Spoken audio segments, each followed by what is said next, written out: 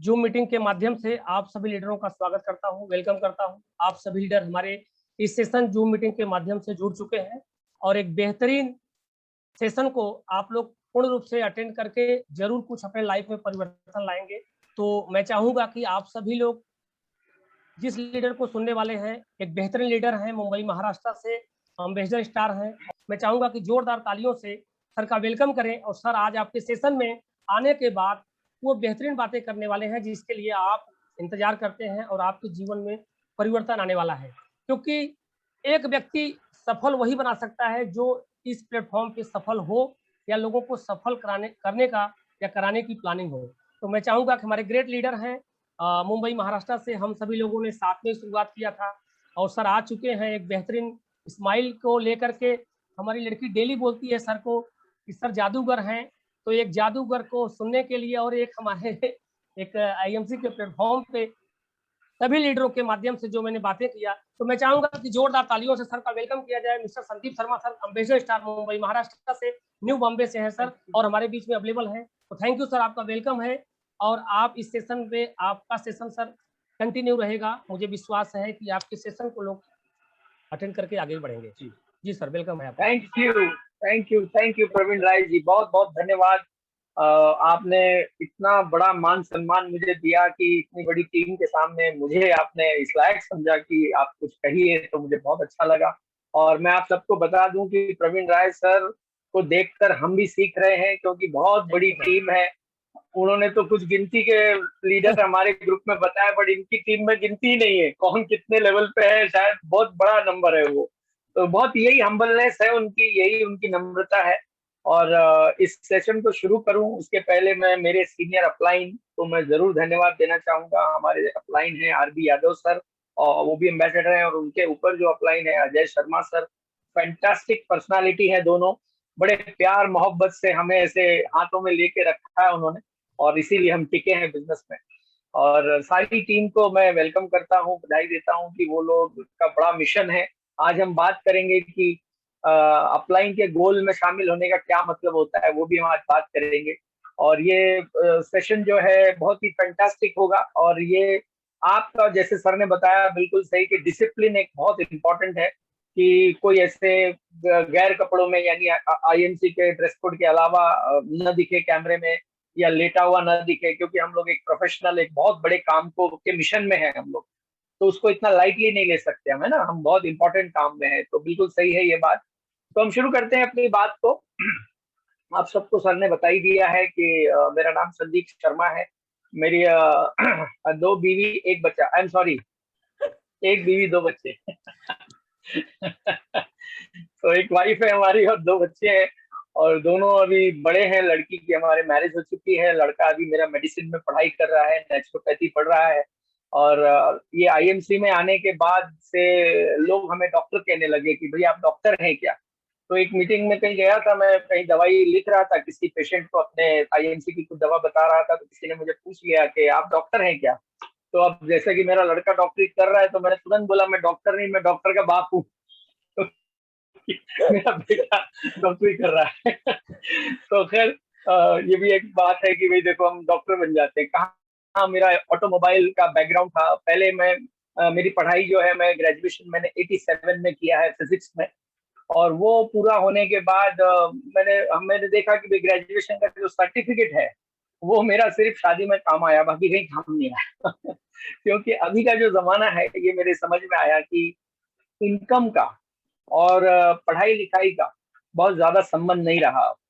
मेहनत का मतलब कि क्या कहते हैं, बहुत ज्यादा हार्ड वर्क करना और उससे इनकम बहुत बड़ा बनेगा, ये भी संबंध नहीं रहा।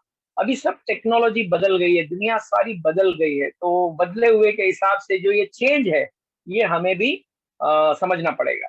तो मैं जब पढ़ाई हो गई, फिर शादी हुई हमारी और घर बार हमारा आगे चला।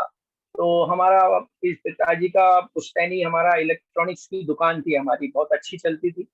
उस दुकान को मैंने टेक ओवर किया, काफी साल मैंने वो दुकान को चलाया। उसके बाद हम शिफ्ट हुए एक दूसरी जगह। तो वहाँ जब हम अपनी शॉप को ले गए, तो एक दिन जबरदस्त चोरी हो गई उसमें, पूरा सब सामान चला गया उसमें। तो मैं गया, पुलिस स्टेशन गया। मतलब ये मैं इसलिए बता रहा हूँ कि देखो मैं अपने बारे में ज्यादा बताना मुझे अच्छा नहीं लगता है, क्योंकि क्या बताएं, लेकिन जो है वो मैं बता रहा हूँ कि कैसे बैकग्राउंड से हम आए थे और फिर भी आईएमसी में सफल है, और बहुत बड़ी सफलता भी पाना है। अभी तो सफलता को सिर्फ टेस्ट किया है, अभी और सफल बहुत होना बाकी है।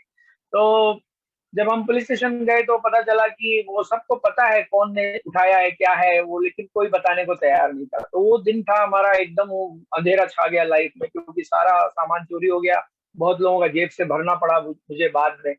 और फिर एक हमारे दोस्त थे जिन्होंने मुझे बोला कि यार आप तो बातचीत अच्छा करते हैं, तो चलो एक जॉब आपको दिलाते हैं। तो फिर वो मुझे महिंद्रा एंड महिंद्रा में ले गए, वहां मैंने कुछ साल काम किया। फिर वहां से मुझे अच्छा ऑफर आया टाटा में, फिर मैं टाटा में आ गया।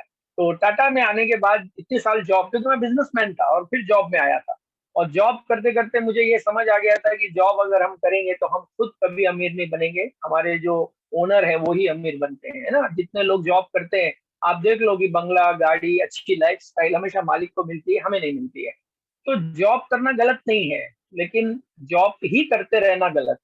मेरा ये कहना है कि जॉब से आप एक ही चीज सीख सकते हैं और वो है डिसिप्लिन। बस जॉब का और कोई यूज नहीं है। जॉब को आप अपनी जिंदगी का खर्चा चलाने का कोई साधन मत बनाइए, क्योंकि पहले जो क्या होता था शुरू शुरू में क्या करते थे, नौकरी करते थे लोग। तो नौकरी का मतलब होता था कि 9 लोग खाएंगे, अकेला एक आदमी काम करेगा, नौकरी। फिर हो गया चाकरी, फिर सिर्फ 4 लोग खाने लगे, एक आदमी कमाता था, 4 ही लोग को खिला पाता था।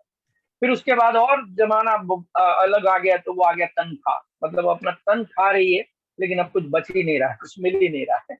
तो मेरा आपसे यही कहना है, नौकरी बुरी चीज नहीं है, नौकरी से सिर्फ डिसिप्लिन हमें सीखना चाहिए, और वो मैंने डिसिप्लिन सीखा। और डिसिप्लिन ये सीखा कि जो मालिक है, जो अपनी कंपनी का मालिक है, वो टाइम से आता है, वो घड़ी नहीं देखता है, वो ये नहीं सोचता मुझे घर पे जल्दी जाना है। और जॉब में हमेशा घर जाने की जल्दी रहती है। क्यों? क्योंकि जॉब है, वो हमारा बिजनेस है ही नहीं, तो हम अपनेपन से कैसे करेंगे ना। तो किसी का भी मन जॉब में नहीं होता है। जॉब यानी ऐसा नहीं कि मैं जॉब को क्या कहते हैं डिग्रेड कर रहा हूँ या नीचे कर रहा हूँ, क्योंकि मुझसे अच्छा डिग्रेड आप ही करते हैं जॉब को। मैं तो कौन होता हूँ? आप ही जॉब को। मैं बताऊं कैसे। हर सोमवार की सुबह आप वहां जाते हैं जहाँ जाने की इच्छा नहीं। हर सोमवार की सुबह उसको गुड मॉर्निंग बोलते हैं जिसकी शक्ल भी पसंद है। एक बार एक एम्प्लॉय किसे कुछ गलती हो गई काम में, तो बॉस बड़ा गुस्सा हुआ, और बॉस ने क्या कहते हैं टिप्पणी करते हुए अपने एम्प्लॉय से कहा कि ये काम जो गलती हुआ है ना, हम दोनों में से कोई एक गधा है जरूर। अब बॉस ने ये सरकाज़म में बोला कि भाई तुम गधे हो, ये समझाने के हिसाब से। जैसे ही उसने कहा बॉस ने कि हम दोनों में से कोई एक गधा है, ये काम जो गलती हुई है, तो एम्प्लॉय ने बड़ा अच्छा जवाब दिया, बोले हाँ सर, जहां तक मेरा ख्याल है आप समझदार लोगों को ही काम पे रखते हो। तो इससे मतलब समझ जाओ कि उसने गधा बॉस को बना दिया। तो जनरली हम बॉस को प्यार नहीं करते हैं, लेकिन बेमर्जी से बिना इच्छा के हम वहां जाते हैं।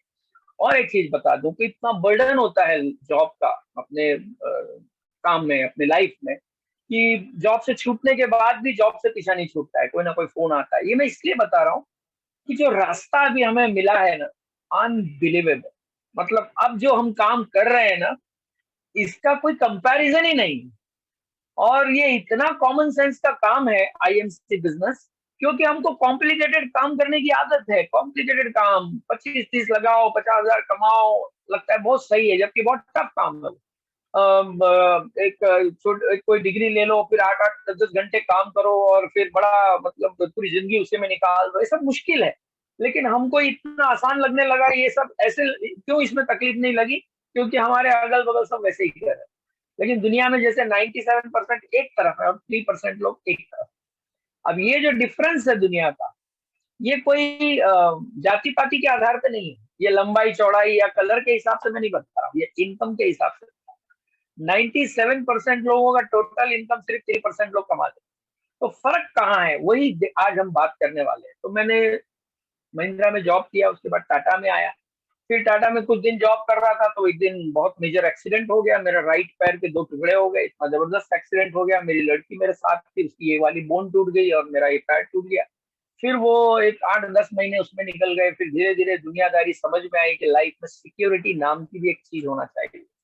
और उसी बीच हमारे अपलाइन से हमारी मुलाकात हुई, और थैंक यू है हमारे सीनियर सर को, रामविलास सर को और अजय सर को, कि जिन्होंने हमें इस लायक समझा, इस बिजनेस में क्वालिफाई किया। मतलब उन्होंने ये पास किया कि हाँ आप ये बिजनेस के लिए क्वालिफाई हो, क्योंकि उन्होंने 4-5 सवाल मुझसे पूछे थे। क्योंकि ये शुरू करने के पहले मैंने उनसे जब सवाल पूछा तब उन्होंने मुझसे सवाल पूछा था, तो मैंने उनसे सवाल ये पूछा कि सर ये सब अच्छा लग रहा है, बहुत बढ़िया लग रहा है, लेकिन मेरे पास तो टाइम नहीं है ये सब करने का। तो जैसे ही मैंने ये टाइम की बात कही तो उन्होंने फटाक से सवाल एक मुझे किया कि भाई अगर आपके पास टाइम नहीं है तो बैंक में कितने पैसे हैं। तो मैं सोच में पड़ गया, मैंने बोला सर वो भी नहीं है। तो बोले देखो आपके पास पैसे भी नहीं है और टाइम भी नहीं, मतलब कहीं कुछ गलत डायरेक्शन में हम तेजी से दौड़ रहे हैं। We all are running very fast on a wrong direction. गलत डायरेक्शन में हम बहुत तेजी से दौड़े चले जा रहे हैं और अपने गोल से दूर होते जा रहे हैं। तो ये मुझे उस दिन समझ आया अजय सर के उस सवाल से। हमारे अपलाइन रामविलास जी भी साथ में थे, तो मुझे बहुत झटका लगा। फिर उन्होंने मुझे एक दिन और बोला कि आप सेल्समैन बनने से ज्यादा होशियार हैं आप। तो पहले मुझे लगा ये मेरी तारीफ कर रहे हैं कि सेल्समैन बनने, क्योंकि मैं सेल्स में था। तो बोले आप सेल्समैन बनने से ज्यादा आप होशियार हैं, आप ज्यादा वर्थ है या आप ज्यादा योग्य हैं। तो पहले तो मुझे लगा तारीफ है, लेकिन घर जाके जब विचार किया तो उन्होंने बोला कि आप सेल्समैन बनने से ज्यादा होशियार हैं, मतलब ये हुआ कि सेल्समैन मैंने बहुत छोटा काम पकड़ रखा है, उससे बहुत ज्यादा मैं होशियार हूँ। ये मुझे पता चला जब हमारे अपलाइन ने, हमारे सीनियर ने हमें बताया। तब मैंने सीरियसली सुना, सोचा और इसको शुरू किया। अब हमारी जिंदगी तो आईएमसी में चली रही, अब चल रही है, बहुत तेजी से उड़ रही है और जॉब से अब छुटकारा हो गया है। जिस समय इस बिजनेस में एक लेवल होता है, अगर कुछ नए लोग जुड़े हैं इस लेवल का नाम से न परिचित हो तो कोई डरने की बात नहीं है, आज नहीं कल समझ में आ जाएगा। जैसे एक लेवल होता है डायमंड, जिस दिन मैं डायमंड बना था उसी समय मेरा बर्थडे था। उस दिन मेरी वाइफ जो जॉब पे जाती थी उसको मैंने जॉब से छुड़ा दिया, फ्री कर दिया। क्योंकि देखो शादी के पहले हर लेडीज को क्या लगता है उसके होने वाले हस्बैंड के लिए कि ये ही मेरा हीरो है। और शादी के 1 साल बाद उसको पता चलता है अर ये हीरो नहीं है, ये तो साइड हीरो है। और 5 साल बाद पता चलता है ना हीरो है ना साइड हीरो है, पक्का विलन है। ये क्यों पक्का विलन है? ये विटामिन एम से शुरू होती है बात। लोग बाहर आपको बोलते हुए मिलेंगे कि पैसा बहुत बुरी चीज है, पैसा क्या हाथ का मैल है, पैसा तो बहुत बुरी चीज है। लेकिन पैसा बुरी चीज नहीं है, पैसे की कमी बुरी चीज है। पैसा हमारे पास इनफ हमेशा होना चाहिए। तो हम अब शुरू करेंगे अपने सेशन को, क्योंकि ये तो हमारा बैकग्राउंड हुआ। तो फिर हमारे सारी जिम्मेदारी हमारी है, क्योंकि अपने परिवार को कैसा रखना है, क्या उसका अच्छा किसमें है बुरा किसमें, ये हमें ही समझना है। देखो मैं आपको एक आज इम्पोर्टेंट बात से मैं अपनी बात की शुरुआत कर रहा हूँ, और वो ये है कि हमारी जो बची हुई जिंदगी है, जो हमारी लाइफ अभी बची है, उसका आज पहला दिन है। आज उसका पहला दिन है जो हमारी बची हुई लाइफ। दुनिया में 2 बार पहला दिन होता है। एक पहला दिन जब हम पैदा हुए, और दूसरा पहला दिन ये होता है कि जब हमें पता चलता है कि हम क्यों पैदा हुए, तो वो हमारा एक पहला दिन होता है। तो 2 बार हमारा जन्म होता है। तो आज हमारी बची हुई जिंदगी का फर्स्ट डे है। इसमें और जो हम एक्चुअल पैदा हुए थे उसमें क्या फर्क? उसमें ये फर्क है कि जब हम एक्चुअल पैदा हुए थे तब हमारा ये प्रोग्रामिंग पूरा जीरो था। ना हमें फायदा नुकसान, सपने और बड़ी बड़ी अचीवमेंट का कोई नॉलेज नहीं था। हम जहाँ थे वैसे ही थे, किसी ने हमें पाल पोस के बड़ा किया। अब हमारे ब्रेन में बहुत सारी बातें आई, अब हम समझदार हुए और अब हमें अच्छे और बुरे की पहचान हुई। तो अब इस अच्छे और बुरे की पहचान से आपको डिसीजन लेना होगा कि आपके लिए क्या अच्छा है। देखो आईएमसी में लोग आते हैं, 3 पॉइंट है आईएमसी में आने के बाद, 3 पॉइंट। हाँ, पहला पॉइंट होता है ज्वाइनिंग, दूसरा पॉइंट होता है डिसीजन, और तीसरा पॉइंट होता है अचीवमेंट। तो पहला पॉइंट होता है ज्वाइनिंग। तो डिसीजन और अचीवमेंट, इसके बीच में 3 साल का ही टाइम है, ये फिक्स है 3 साल। लेकिन ये जो टाइम है ज्वाइनिंग एंड डिसीजन, ये किसी का 1 महीने का होता है, किसी का 1 साल का भी होता है, किसी का 5 साल भी हो सकता है। ज्वाइनिंग एंड डिसीजन, क्योंकि ज्वाइन आपने कर लिया लेकिन अभी डिसीजन नहीं लिया। जैसे हम एक सवाल पूछते हैं, एक तालाब के किनारे 10 मेंढक बैठे थे, उसमें से 2 ने कूदने का डिसीजन लिया, तो कितने बचे? कोई अगर उंगली से इशारे में भी बताना चाहे तो बता सकता है कि 10 मेंढक तालाब के किनारे बैठे हैं और 2 ने कूदने का डिसीजन लिया, तो कितने बचे? कौन बताना चाहेगा अगर कोई है? हाँ, कितने बचे साहब? 8 बचे। हमारे ये संजय कुमार शर्मा जी कुछ बता रहे हैं, कितने बचे? 8 बचे। वेरी गुड, बहुत अच्छे। और कोई बताना चाहेगा कितने बचे? आपने सही कहा, लेकिन मैं आपको बताऊं, 10 बचे। क्यों 10 बचे? क्योंकि 2 ने कूदने का अभी डिसीजन लिया है, कूदे नहीं है अभी, अभी सोच रहे हैं, अभी डिसीजन लिया, अभी कूदे नहीं है। मैंने 2 कूदे, 2 ने डिसीजन लिया। तो हमारा जो डिसीजन है ना, तो ज्वाइनिंग और डिसीजन, ये 2 का डिस्टेंस जितना कम हो, बस आपकी फिर आगे फ्यूचर 3 साल का ही है। 3 साल में सब कुछ कर सकते हैं आप। 3 साल में आप, अब जो कंपनी का जो नया सिस्टम आ गया, उससे तो क्राउन प्रेसिडेंट 3 साल में बन सकते हैं, पर हम पहले 3 साल में चेयरमैन की सोचते थे, अब 3 साल में क्राउन प्रेसिडेंट बना जा सकता है। ये खुद हमारे एमडी साहब जो सत्येन भाटिया सर हैं, जिनको बहुत सारा हम धन्यवाद बोलेंगे, और अशोक भाटिया सर जो सीएमडी हैं, उनको भी बहुत बहुत धन्यवाद हम बोलेंगे। क्यों? क्योंकि उन्होंने हम जैसे एक कॉमन मैन के लिए इतना बड़ा रास्ता खोला है। देखो, अमीर बनाने के लिए, अमीर लोगों को अमीर बनाने के लिए बहुत रास्ते हैं दुनिया में, बहुत सारे आइडियाज हैं, लेकिन एक नॉर्मल आदमी को, यानी जिसके पास कोई अपॉर्चुनिटी नहीं है, कोई नॉलेज नहीं है, कोई एक्सपीरियंस नहीं है, कुछ भी पता नहीं है, ऐसे व्यक्ति को सक्सेसफुल बनाने का प्लेटफॉर्म इन दोनों व्यक्तियों ने दिया है। तो ये पिता और पुत्र को कोटि कोटि नमन है, और ये बहुत बड़ा काम कर रहे हैं, कितना पुण्य कमा रहे हैं जिसका कोई हिसाब नहीं। क्योंकि देखो, अंबानी अगर सक्सेसफुल होता है अकेले, अगर वो सक्सेसफुल होता है, तो उसके साथ हजारों लोगों को जॉब मिलता है, हजारों लोगों के घर में रोटी जाती है। तो आप भी जब इसमें सक्सेसफुल होंगे, तो बहुत सारे लोग आपको की वजह से सक्सेसफुल होंगे। तो हमेशा ख्याल रखना कि ये जो अपॉर्चुनिटी है, ये भगवान की पूजा से कम नहीं। क्यों? क्योंकि भगवान की पूजा करने की भी जरूरत नहीं पड़ेगी अगर आपने ये इस बिजनेस को ठीक से लिया तो ए पॉइंट है ज्वाइनिंग, बी पॉइंट है आपका डिसीजन, और सी पॉइंट है अचीवमेंट। तो ये अचीवमेंट और डिसीजन के बीच में 3 साल ही है, इससे ज्यादा नहीं है। और ये दोनों में जितना कम हो जाए, और हम जैसे प्रवीण राय सर फर्स्ट आईएमसी की जिस मीटिंग में थे, जसवंत सर भी थे और मैं भी था, उस समय हमारी आपस में मुलाकात नहीं हुई थी। उस मीटिंग में वो कहाँ बैठे थे, मैं कहाँ बैठा था, कुछ पता नहीं, एक दूसरे को नहीं मिले थे। लेकिन जब बाद में बातचीत हुई तो पता चला कि उसी मीटिंग में वो भी थे, हम भी थे। हम तीनों आज जैसे इसमें कुछ लेवल ले लिया, जैसे हमने एम्बेसडर बन गए, सर लोग क्राउन एम्बेसडर बन गए, तो अब इनके पीछे पीछे हम भी हैं, क्योंकि ये जैसे जैसे आगे बढ़ रहे हैं, इनके इनके कदमों पे, निशान के ऊपर पाँव रख के हम भी चल रहे हैं, तो हम भी एक दिन सर के जैसे बनेंगे। तो सर का आशीर्वाद है और सर का बहुत सारा गाइडेंस है। ग्रेट। तो खैर, तो डिसीजन जिस दिन हो गया, तब समझ लेना उस दिन से क्या क्या हमें करना है। क्योंकि कई लोगों का डिसीजन ही नहीं हो पाता, क्योंकि ये बिजनेस को वो बिजनेस जैसा समझते ही नहीं है, क्योंकि ये बिजनेस को प्रोफेशन जैसा लेते ही नहीं है। वो समझते हैं कि ये कुछ मेंबर बनाने की स्कीम है, और बस ये हम भी 2-4 को जोड़ देंगे, देखते हैं क्या होता है।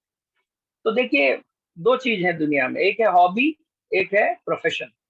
अगर हॉबी से कोई काम आप करेंगे तो डेफिनेटली उसमें पैसा नहीं कमाएंगे, और उसको सीरियसली भी नहीं करेंगे। लेकिन प्रोफेशनली कुछ भी काम करेंगे तो आप सीरियसली भी करेंगे, कमिटमेंट भी लगाएंगे। तो अब ये क्या डिफरेंस है? तो जैसे हमने सब, जितने लोग आज मुझे देख रहे हैं, हम सब ने बचपन में क्रिकेट खेला, बहुत अच्छा खेला है, बहुत ग्राउंड में जाते थे, सुबह जाते थे, शाम को आते थे, क्रिकेट खेलते थे, पर एक भी रुपया हमने उससे नहीं कमाया। और वही क्रिकेट जब सचिन तेंदुलकर खेलता है तो लाखों रुपए कमाता है। क्यों? क्योंकि वो प्रोफेशनली खेलता है, और हम हॉबी से खेलते हैं, हम शौक से खेलते हैं। तो आईएमसी में आने के बाद अगर आप इसको शौकिया तौर पे ले रहे हैं, तो एक सेंटेंस में बताता हूँ, it's a very expensive hobby. ये थोड़ा समझ लेना कि ये आपका बहुत सारा खर्चा हो सकता है, बहुत सारा आपका नुकसान हो सकता है, मतलब क्या कहते हैं, पैसों से भी हो सकता है, टाइम से भी हो सकता है, अगर आपने इसको हॉबी के तौर पे लिया। तो मैं एकदम आपको सटीक बात कर रहा हूँ कि इसको हॉबी के तौर पे मत लीजिए, इसको आप प्रोफेशनली लीजिए। और मैं बताऊं आपको एकदम बढ़िया रास्ता, आपका ज्यादा समय भी वेस्ट नहीं होगा, और एक क्वालिटी डिसीजन हो जाएगा।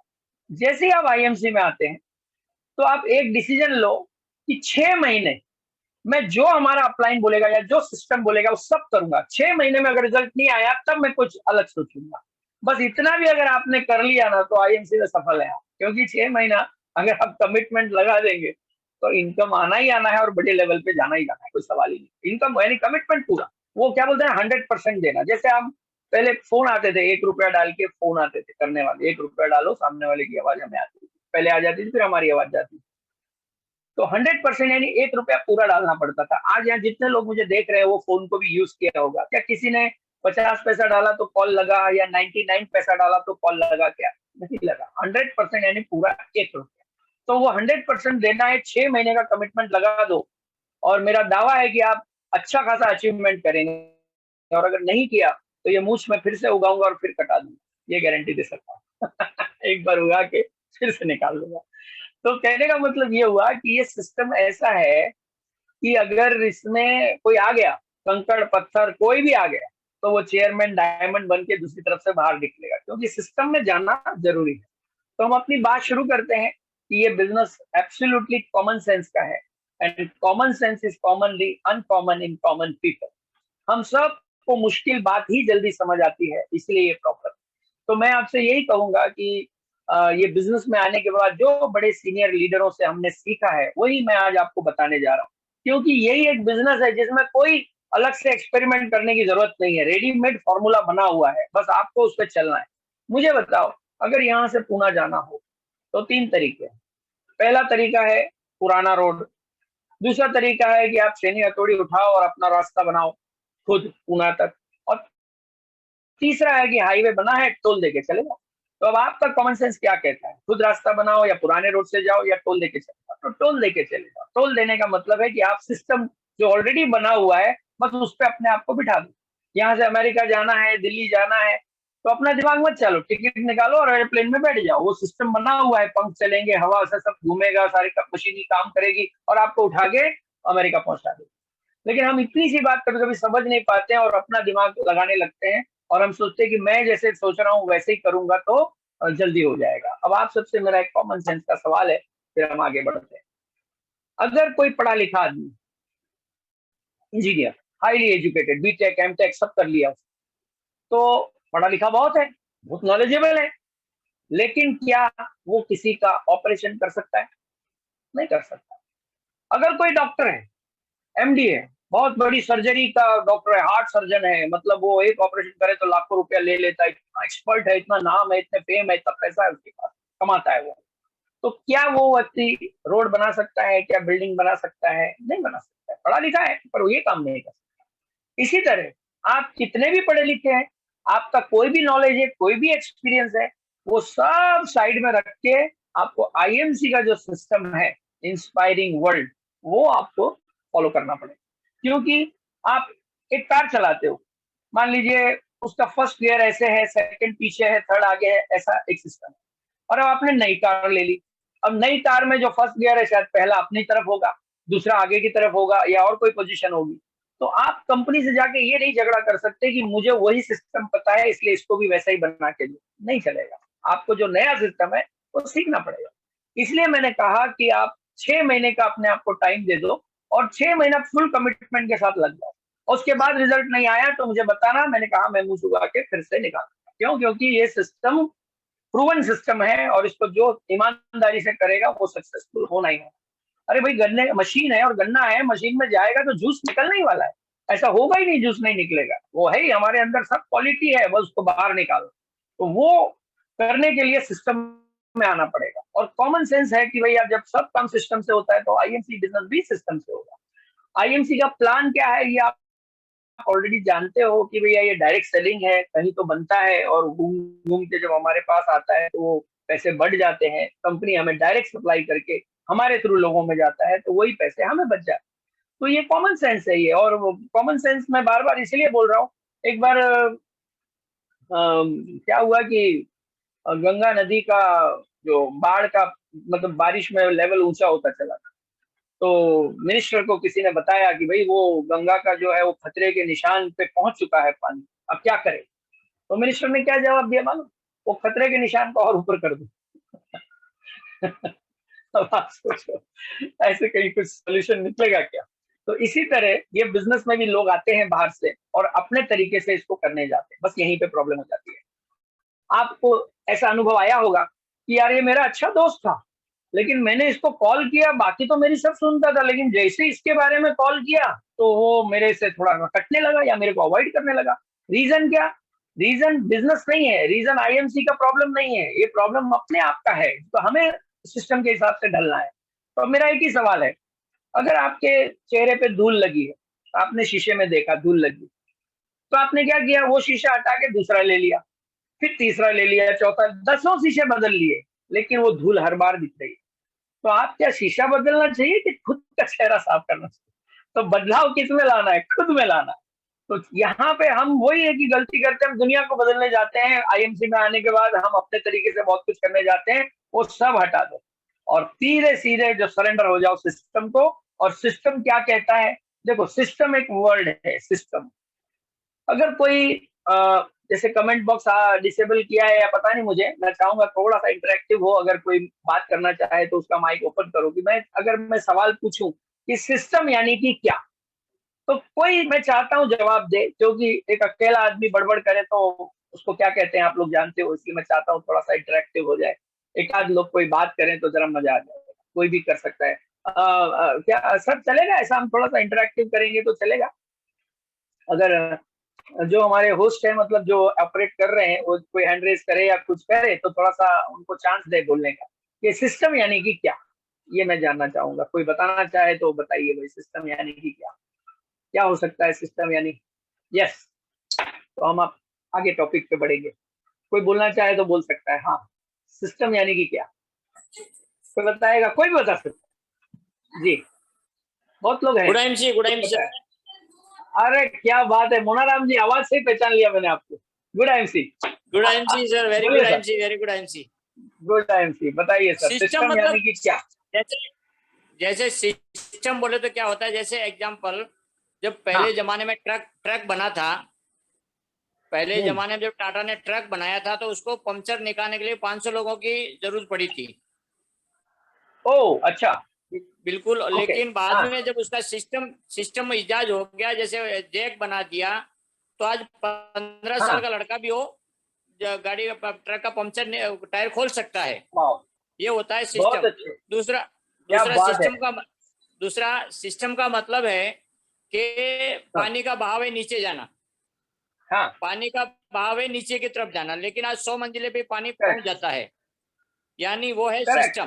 पंप में लगा लो। हाँ, दूसरी बात है, जैसे बंदूक की गोली है, बंदूक की गोली, वो हम अगर बंदूक की गोली है उसको ऐसे हाथ पे फेंकेंगे तो सामने वाले को कुछ नहीं होगा, लेकिन अगर कोई बंदूक के अंदर डाल के मारेंगे तो सामने वाला, तो ये सिस्टम है सर। Thank you.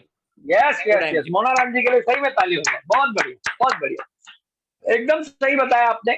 और इसको हम एक लेमैन भाषा यानी कि एक कॉमन मैन को समझ में आ जाए ऐसे हम बात करेंगे। आपने बिल्कुल सही बताया, 1% भी गलत नहीं है, परफेक्ट बताया। देखो सिस्टम का मतलब होता है कोई भी मुश्किल काम को आसानी से करने के तरीके को हम सिस्टम बोलते हैं। कोई भी मुश्किल काम हो उसको आसानी से करने के तरीके को हम सिस्टम बोलते हैं। जैसे एक 100 डब्बे की ट्रेन खड़ी है, 100 डब्बे की खड़ी है ट्रेन। अब हम 100 लोग मिलके, हम अभी कितने लोग कनेक्टेड हैं, 341 समझो। हाँ, हम 341 लोग मिलके खड़ी हुई मालगाड़ी को 100, हर डब्बे में 3-4 हजार टन वजन है, और हम सब मिलके धक्का मारेंगे तो वो ट्रेन जगह से हिलेगी भी क्या? नहीं हिलेगी। हम सब मिलकर उसको धक्का मारेंगे तो भी नहीं हिलेगी, क्योंकि अब उसके अंदर एक इंजन लगा है जिसमें एक ड्राइवर आता है, वो कुछ नहीं करता, एक बटन दबाता है ऐसे, बस वो बटन दबा और सारा करंट फ्लो इधर उधर गया, उनका डीजल घूमना शुरू हुआ, जो भी उसका प्रोसेस शुरू हुआ, और इतनी बड़ी गाड़ी बड़े आराम से मूव हो जाती है, ना ताकत लगी ना कुछ, एक बटन दबाना। इसको कहते हैं सिस्टम। सिस्टम का मतलब कोई भी मुश्किल काम को जब आसानी से आप करने का तरीका मिल जाए उसको बोलते हैं सिस्टम। जैसा आपने बोला कि पानी ऐसे नीचे को जाता है, हम 4-5 बूंद पानी को ऊपर फेंकेंगे तो 2 मिनट में रिटर्न नीचे आ जाएगा, लेकिन वही अगर पंप में जाता है तो हजारों फुट ऊपर जाता है। बिल्कुल सही कहा आपने। इसी तरह कार है, अगर आप कार में बैठे हैं, उसका अच्छा खासा 1-2 टन वजन है, आप उसको ऐसे जमीन पे खड़े होकर रोक नहीं सकते, सामने से कोई धक्के से रोक नहीं सकता, लेकिन एक 5 किलो का पाँव ब्रेक पे पड़ता है और वो गाड़ी जगह पे खड़ी हो जाती है। इसको कहते हैं सिस्टम। तो आईएमसी बिजनेस में आने के पहले जितने लोग आज मुझे देख रहे हैं, पुराना सब नॉलेज हटा दो, पुराना सब ज्ञान हटा दो। अब आपको स्मार्ट बनना है यहाँ पे आईएमसी में। आप सब ने बचपन में खरगोश और कछुए की कहानी सुनी, तो खरगोश और कछुए की कहानी आपको सबको पता है कि भाई वो खरगोश जो है तेज दौड़ता था फिर भी हार गया और कछुआ जीत गया। इसका मॉरल हमें बचपन में ये बताया गया कि slow and study wins the race, यानी आप धीरे धीरे लगातार काम करोगे तो रेस जीत जाओगे। तो इस दुनिया में कुछ बातें समय के हिसाब से सही थी और समय बदला तो वो बातें भी बदल। अब हम पुराना तरीके से नया काम नहीं कर सकते। मालूम है कैसे? एक आदमी रोड पे जा रहा है, देखा एक बिल्डिंग में आग लग गई। अब वो बिल्डिंग में जब आग लग गई तो देखा क्या हुआ कि एक तीसरे माले पे जो एक लेडी है, एक औरत है, महिला है, वो बच्चे को गोद में लिए हुए बचाओ बचाओ चिल्ला रही। और नीचे पूरी भीड़ जमा हो गई। ये जो आदमी था ये भी देखने लगा क्या करें। इसने बहुत कोशिश की। मैडम को बोला कि अभी बच्चे को बचाने में वो फायर ब्रिगेड जो है पहुंच नहीं रहा है, तो आप बच्चे को फेंक दो, हम पकड़ लेंगे। तो बच्चे का फेंकने का लेडीज की हिम्मत नहीं हुई। क्यों? क्योंकि वो डर गई कि भाई ये पकड़ नहीं पाए तो मेरा बच्चा मर जाएगा। तो वो डर में उसने बच्चे को नहीं फेंका। उसी समय वहां पे कपिल देव साहब आए। कपिल देव साहब को जानते हैं आप, क्रिकेटर हैं, बहुत ऑलराउंडर हैं और हर तरीके का वो क्रिकेट जानते हैं। विकेट कीपर भी है, बॉलर भी है, बैट्समैन भी है, क्या कहते हैं, फील्डिंग वाले भी हैं। तो ये गुण उनमें है, सबको पता है। तो जैसे ही वो आग लगी, भीड़ थी, तो जैसे ही कपिल देव साहब आए और उन्होंने देखा कि यार ये क्या हो रहा है, तो पूछा क्या हो रहा है। तो सबने बताया कि भाई ये लेडी है, महिला बच्चे को लेके फंसी हुई है और हम बच्चे को फेंकने बोल रहे हैं, वो डर के मारे फेंक नहीं रहे। तो कपिल देव ने तुरंत उस महिला को आवाज दिया, मैडम मैं कपिल देव। तो मैडम ने देखा, हाँ बोले कपिल देव। बोले बच्चे को फेंको, मैं पकड़ लूंगा। तो लेडी को बड़ा भरोसा था उस पर, क्योंकि वो क्रिकेटर है, कैच हमेशा पकड़ता है। तो उसने बड़ी हिम्मत से बच्चे को फेंक दिया। बच्चे को फेंका, कपिल देव ने दौड़े दौड़े दौड़े और बराबर निशाने पे जाके बराबर बच्चे को कैच भी कर लिया। सब पब्लिक खुश हो गई, ताली बजाया कि बच्चे को बचा लिया। जैसे ही ताली बजी और खुश हुए तो इन्होंने तुरंत बच्चे को जो है फिर से फेंक दिया। क्यों? क्योंकि क्रिकेटर को आदत होती है कैच पकड़ने के बाद वो फिर फेंक देता है, क्योंकि पब्लिक ने चिल्लाया जोर से। तो ये मैंने इसलिए बताया कि पुराने अब बातों को छोड़ना पड़ेगा, नए तरीकों को अपनाना पड़ेगा, अपने आप को अपडेट करना पड़ेगा। तो जिस तरह खरगोश अपना क्या कहते हैं जीत गया था, तो वो उसके होशियार, अपना कछुआ जीत गया था, तो कछुआ खरगोश की बेवकूफी की वजह से जीता, न कि खुद की होशियारी की वजह से। एक अगला बेवकूफ था, इसलिए ये जीत गया। इसी तरह अभी का जो जमाना है, कोई दूसरा बेवकूफ नहीं है। हर आदमी स्मार्ट है, हर आदमी को नेट का एक्सेस है। पूरी दुनिया में वो बैठे बैठे मोबाइल से कहीं भी पहुंच सकता है, कोई भी इंफॉर्मेशन निकाल सकता है। तो अब वो स्मार्ट है, तो आपको थोड़ा और स्मार्ट बनना पड़ेगा, यानी आपको अपना ज्ञान बढ़ाना पड़ेगा, अपना नॉलेज बढ़ाना पड़ेगा, ताकि आप बहुत सारे लोगों को हैंडल कर सको। तो इसलिए ये सिस्टम की जरूरत है। इसलिए ये नेटवर्क मार्केटिंग जो है बिजनेस, लोग समझते हैं कि ये प्रोडक्ट का बिजनेस है। लोग अभी तक अंधेरे में है कि ये हम लेंगे और प्रोडक्ट बेचेंगे, उससे कुछ प्रॉफिट आएगा। ऐसा बिल्कुल नहीं है। प्रोडक्ट बेचने का एक बोनस है अपने लिए कि चलो बेच भी सकते हो, लेकिन वो हमारा असली फोकस नहीं है। असली फोकस है हमारा टीम बनाना, और टीम बनाने से ही आपका समय मल्टीप्लाई होता है। और दुनिया में जो लोग अमीर हैं उन्होंने अपने समय को मल्टीप्लाई किया है। आप जिस कंपनी में जॉब करते हो वहां 200, 300, 400 लोग काम करते हैं 10 घंटे, तो 400 गुणे 10 तो 4000 घंटे का समय जो है लेवरेज हो जाता है आपके मालिक के लिए। इसलिए वो करोड़पति बनता है, न कि वो ज्यादा मेहनत करने से। आप जितने लोग आज बैठे हैं, मुझे बताओ, सबका मोबाइल का कोई ना कोई रेट होगा, है ना। किसी का 10,000 का होगा, किसी का 20,000 का होगा, किसी का 50,000 का भी होगा, किसी का 5,000 का भी होगा। तो आप सबसे मेरा एक सवाल है, मुझे बताओ, ये मोबाइल के जो रेट अलग अलग है, क्या उसकी शक्ल की वजह से अलग अलग है? क्या रीजन है उसका? मोबाइल का रेट अलग अलग होने का क्या रीजन है? कोई बता सकता है तो मैं चाहूंगा कि कोई बोले, किसी को अनम्यूट करें और वो बताए कि मोबाइल का रेट अलग क्यों है। जी, कोई तो बोले कि सब मोबाइल के रेट अलग अलग क्यों है? कोई 10 का है, कोई 20 का है, एप्पल का 1 लाख का है, ऐसा क्यों? हाँ, किसी ने अनम्यूट हुआ, कोई तो बताइए साहब, कौन है? Yes sir, good evening. जी सर, क्या आपका नाम बताइए? जी हाँ, आकर्षण यादव। आकर्षण यादव, कहाँ से बोल रहे हैं आप? सुल्तानपुर, यूपी। सुल्तानपुर से। सर आप बताइए साहब, मोबाइल का रेट अलग अलग क्यों है? शक्ल की वजह से? सर आप सस्ते फोन लेंगे तो फीचर कम रहेंगे, और महंगे फोन लेंगे फीचर बढ़ने लगे। जैसे जैसे चीज को आप जैसे ब्रांडेड लेते जाएंगे, वैसे वैसे उसकी कास्ट बढ़ेगी, वैसे उसकी प्राइस बढ़ जाएंगे धीरे धीरे। मतलब ये हुआ कि शक्ल की वजह से रेट अलग अलग नहीं है, उसके अंदर जो है उसकी वजह से, यानी उसके अंदर कौन सा मेमोरी है, कितना रैम है, क्या है, वो जो फीचर्स, जैसा कि आपने कहा, बिल्कुल सही। इनके लिए ताली हो जाए, बहुत बढ़िया, बहुत अच्छे, फैंटास्टिक। तो आकर्षण जी, यही मैं बताना चाह रहा हूं कि हम सब का जो आज इनकम अलग अलग है ना, वो रीजन वही है कि हम, हमारे अंदर सॉफ्टवेयर कौन सा है, उसकी वजह से ही हम सब अलग अलग। बाकी हार्डवेयर सबका सेम है, 2 हाथ 2 पैर नाक मुंह सब सेम है, लेकिन सबका सॉफ्टवेयर अलग अलग। जिस तरह, भगवान को एक धन्यवाद देने वाली बात है कि जिस तरह मोबाइल का एक पुराना मेमोरी को फॉर्मेट मार के नया फॉर्मेट डाला जा सकता है, इसी तरह इंसान का जो गरीबी का फॉर्मेट है उसको मिटा के अमीरी का फॉर्मेट भी मारा जा सकता है। और भगवान को धन्यवाद देते हुए आईएमसी को धन्यवाद दो कि ये एक ऐसा मौका है जो हमारे ब्रेन का पूरा गरीबी का जो सिस्टम है उसको निकाल के बाहर फेंकेगा और नया सिस्टम जो अमीरी का है वो डाल देगा। और वो होने के लिए ही सिस्टम है, उसके लिए हमें कुछ बदलाव लाने हैं। तो खरगोश जो हारा उसकी बेवकूफी से हारा और कछुआ जो जीता वो दूसरे की। तो इसी तरह ये दुनिया में अगर आपको सक्सेसफुल होना है, आईएमसी में सक्सेसफुल होना है, तो आपको होशियार बनना पड़ेगा। और होशियार बनने के लिए सबसे अच्छा तरीका है अपने आप में बदलाव लाओ, अपने आप में चेंज लाना। तो क्या चेंज लाना है अपने आप? देखिए, आईएमसी में अगर सफल होना है तो दो चीज का आपको जबरदस्त सपोर्ट है यहाँ पे। एक अपलाइन, यानी जिसने आपको बिजनेस में लाया और जो उसके ऊपर जितने भी लोग हैं वो सब आपके अपलाइन।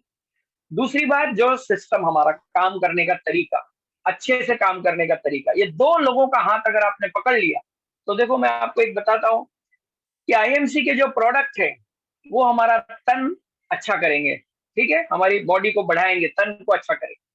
आईएमसी का जो सिस्टम है, जो किताबें हैं, जो कैसेट्स है, वो हमारा मन अच्छा करेंगे। और जो आईएमसी का बिजनेस है वो हमारा धन अच्छा करेगा। तो तन मन धन तीनों को अच्छा करने का आईएमसी के पास बहुत अच्छा रास्ता है। और ये रास्ते में अपने आप को सरेंडर कर दो। मैं एक बात से शुरू करता हूँ अपनी आगे की बात। अगर आप क्राउन प्रेसिडेंट या बिजनेस में बनते हैं, जब भी बनते हैं क्राउन प्रेसिडेंट, तो मिनिमम इनकम जो है, अगर मैं सही गलत नहीं हूं तो 25 लाख के आसपास इनकम होती है एवरी मंथ, थोड़ा बहुत ऊपर नीचे होता है।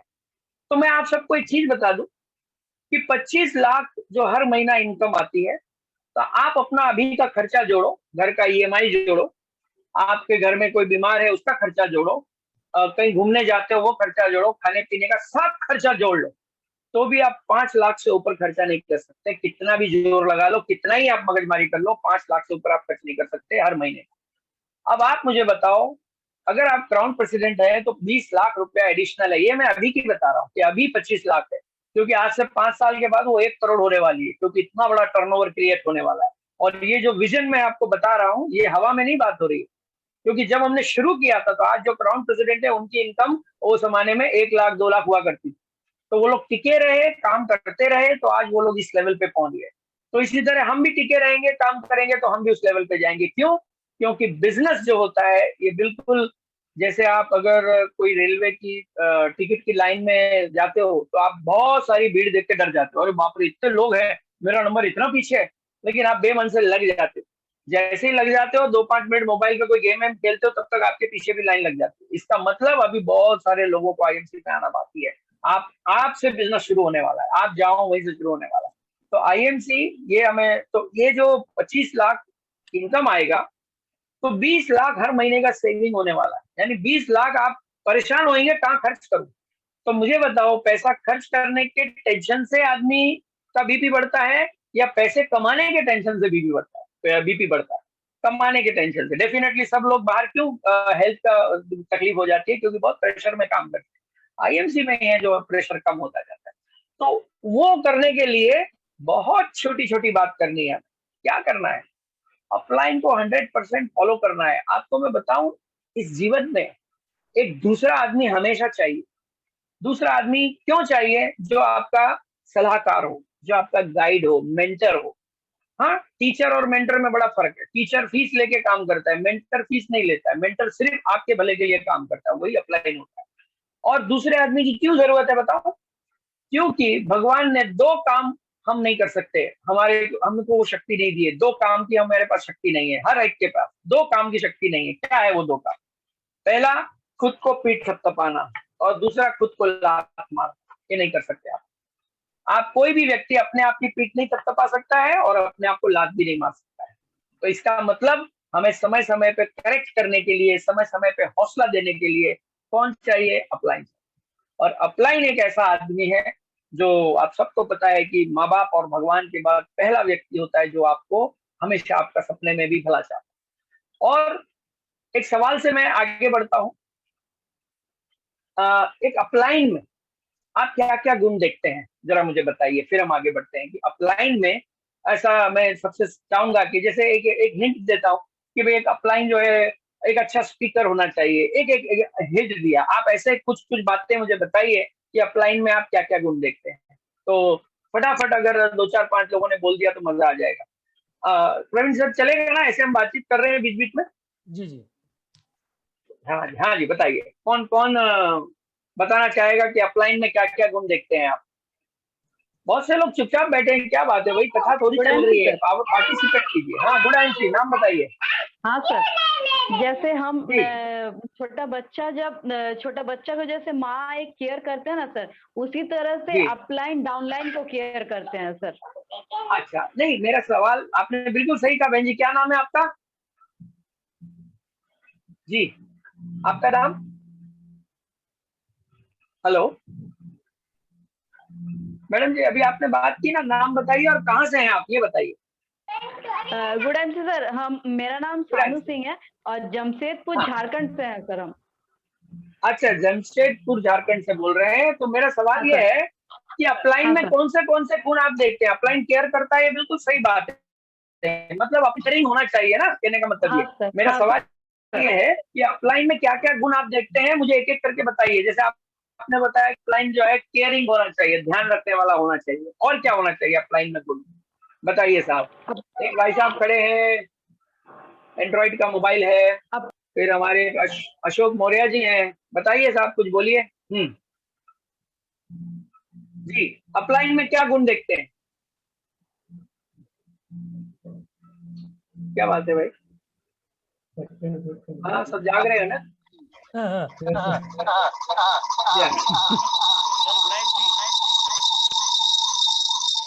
अरे बड़ा इको हो रहा है। हाँ हाँ, अपलाइन में क्या गुण देखते हैं?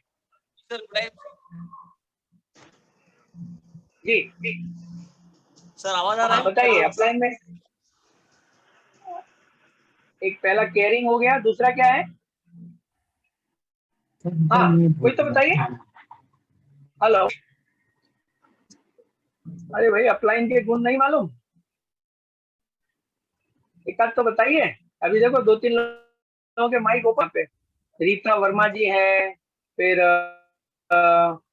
जिनका माइक ओम प्रकाश मिश्रा जी हैं, इनका भी माइक ओपन है। फिर नागेंद्र जी हैं, बताइए साहब। सर रीता वर्मा। हाँ जी रीता वर्मा जी बोलिए, अपलाइन में क्या गुण होना चाहिए? जी एक तो वो डाउन टू अर्थ होने चाहिए। हाँ डाउन टू अर्थ होना चाहिए, बहुत बढ़िया बताया आपने, डाउन टू अर्थ। और क्या होना चाहिए? और भी 2-4 आप बता दीजिए।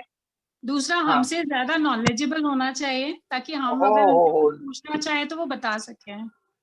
परफेक्ट नॉलेजेबल होना चाहिए हमसे ज्यादा। और क्या होना चाहिए? तीसरा रिलेशनशिप बिल्डिंग उन्हें आना चाहिए। उन्हें रिलेशनशिप बिल्डिंग भी आना चाहिए। वेरी गुड, रिलेशनशिप बिल्डिंग आना चाहिए। आप कहाँ से हैं रीता? मुंबई से? कहाँ से? मुंबई से हो। अच्छा बॉम्बे से, ओके रीता जी। हाँ और क्या बताना चाहेंगे आप? कुछ ऐड करना कोई चाहेगा इसमें? जी अपलाइन में क्या क्या गुण होने चाहिए? हाँ जी विश्वनाथ जी बोलिए। हाँ हैंड रेस किया है, अशोक मौर्य जी लिखा हुआ है। हाँ बोलिए सर। गुड आइम सी। गुड आइम सी सर बोलिए। जी सर, अपलाइन में एक लीडरशिप क्वालिटी होना चाहिए जो आपकी पूरे टीम को एक इंजन की तरह लेकर जाए। वाह क्या बात है, लीडरशिप क्वालिटी होना चाहिए जो टीम को लेके चले, बहुत अच्छे। और क्या बताना चाहेंगे? सिस्टम नॉलेज, अपलाइन के पास सिस्टम का नॉलेज पूरा होना चाहिए। जब भी अगर फोन करें, अगर लटके हम, तो अपलाइन वहां पे एक एक्शन दे। हाँ करेक्ट, बहुत अच्छे। सिस्टम का नॉलेज होना चाहिए, फैंटास्टिक। और क्या होना चाहिए? एक आध दो बताइए फिर हम आगे। जी और क्या होना चाहिए? अपलाइन को ने डाउनलाइन को फोन करना चाहिए, ऐसा कोई नहीं बताना चाहेगा? फोन करना चाहिए, हालचाल पूछना चाहिए, वगैरह वगैरह। जी कोई कुछ ऐड करना चाहे तो फटाफट कीजिए। जी हाँ जी, ये देखो एक इसका ओपन है माइक, वाजिद अली साहब का माइक ओपन है। Wajid Ali chairman star. जी सर। हाँ सर बताइए। एक लीडर के मेन 4 गुण होते हैं जिसमें सारे समाहित होते हैं। पहला तो लीडर एक्टिव होना चाहिए हमेशा। ओके करने के लिए कंपनी को सिस्टम की अपडेट को लेकर के टीम को लेकर, दूसरा इफेक्टिव होना चाहिए, उसकी बातें, प्लान सब किसी एक लेवल होना चाहिए। चौथा है केयरिंग होना चाहिए अपने प्रति। ये 4 मेन गुण है, इसके ऊपर ही सारी चीजें आती हैं। बहुत बढ़िया। बिल्डअप और सारा चीज, टीम बिल्डअप, वो सब कुछ। अरे वाह वाह, एक्टिव केयरिंग एंड इफेक्टिव। तो सारे लीडर्स के लिए पहले तो ताली हो जाएगी कि बहुत अच्छा आप सबने बताया। जहां बैठे हो वहीं ताली बजाओ, और ये ताली जरूर बजाओ। ये मत समझो कि हमारे अगल बगल कोई बैठा नहीं है, हमारा कैमरा भी ऑफ है तो कौन देख रहा है अगर मैंने नहीं बजाई। नहीं चलेगा ऐसा। ये बच्चों जैसा काम करना चाहिए, बच्चों जैसा दिमाग होना चाहिए, उसमें कोई ज्यादा चालाकी ना हो। ताली बजाने बोला गया है तो बजाओ, क्योंकि ताली बजाओगे, जितना फॉलो करोगे वो आदत पड़ेगी। एक बार एक दादाजी ने अपने पोते को क्या किया मालूम है, वो कुछ खाने की चीजें होती है वो दिलवाई, पैकेट कुछ दिलवाए, और कार में बैठे। अब ये कार में कौन कौन है, दादाजी है, उनका बेटा है और वो बेटे का बेटा है, यानी पोता भी साथ में है, दादाजी भी है, और बीच में उनके पिताजी भी बैठे। तो दादाजी ने बहुत सारे पैकेट खरीदे खाने के और अपने पोते को दिए। पोते को देने के बाद जब गाड़ी चली तब पोते को बोलते हैं कि मेरे को दो ना एक पीस उसमें से। तो जो बीच में पिताजी को थोड़ा गुस्सा आया, बोले क्या पापा तुम अपने पोते से मांग रहे हो, खरीद नहीं सकते थे एक पैकेट वहां से। तो दादाजी ने बहुत अच्छा जवाब दिया। दादाजी ने बोला बिल्कुल खरीद सकता था मैं, लेकिन ये बच्चा बांट के खाना कब सीखेगा। ऐसे सीखेगा कि मैं मांगूंगा तो देगा, तब उसको आदत पड़ेगी कि हाँ भैया घर में कोई खाने की चीज आई है तो बांट के खाना चाहिए।